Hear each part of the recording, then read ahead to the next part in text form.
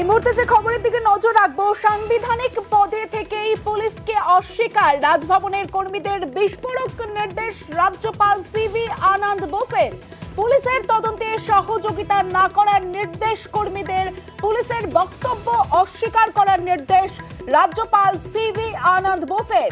আরো একবার আপনাদের জানিয়ে রাখি, সাংবিধানিক পদে থেকেই পুলিশকে অস্বীকার, রাজভবনের কর্মীদের বিস্ফোরক নির্দেশ দিয়েছেন রাজ্যপাল সিভি আনন্দ বোস। পুলিশের তদন্তে সহযোগিতা না করার নির্দেশ কর্মীদের, পুলিশের বক্তব্য অস্বীকার করার নির্দেশ রাজ্যপাল সিভি আনন্দ বোসের।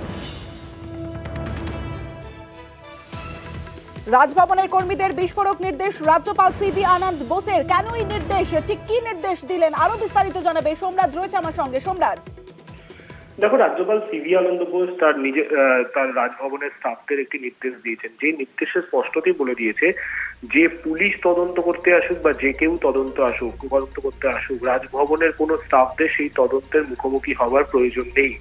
সেক্ষেত্রে রাজ্যপালের কি সাংবিধানিক ক্ষমতা রয়েছে, সেই ক্ষমতার অংশ স্পষ্ট করে উল্লেখ করেছেন রাজ্যপাল সিভি আনন্দ বোস। এবং সেই ক্ষমতা রাজ্যপালকে কি দিয়েছে সাংবিধানিক ক্ষমতা, এবং সেই ক্ষমতার ক্ষেত্রে রাজ্যপালের বিরুদ্ধে পদক্ষেপ নিতে গেলে কি কি পদক্ষেপের প্রয়োজন হয়, সেই বিষয়টিও উল্লেখ করা হয়েছে রাজ্যপালের তরফে।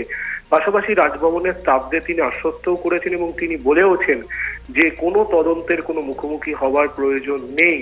এবং সেক্ষেত্রে যদি কোনো স্টাফ পরবর্তী ক্ষেত্রে তদন্তের মুখোমুখি হয়, তাহলে সেক্ষেত্রেও পুনরায় প্রয়োজনীয় পদক্ষেপ নিতে পারেন রাজ্যপাল সিভি আনন্দ বোস। সেই বার্তাও রাজ্যপাল সিভি আনন্দ বোস দিয়েছেন। আগামীকাল সন্ধ্যাবেলায় কলকাতায় ফিরছেন রাজ্যপাল সিভি আনন্দ বোস। তার আগেই রাজভবনের স্টাফদের এই বার্তা, যেখানে কলকাতা পুলিশ ইতিমধ্যেই তদন্ত শুরু করেছে, তদন্তের জন্য বিশেষ দল গঠন করেছে। এবং আগামীকাল সন্ধ্যাবেলায় কলকাতায় ফিরছেন রাজ্যপাল সিভি আনন্দ বোস। তার আগে রাজ্যপালের এই বার্তা যথেষ্ট গুরুত্বপূর্ণ বলেই মনে করা হচ্ছে। বেশ,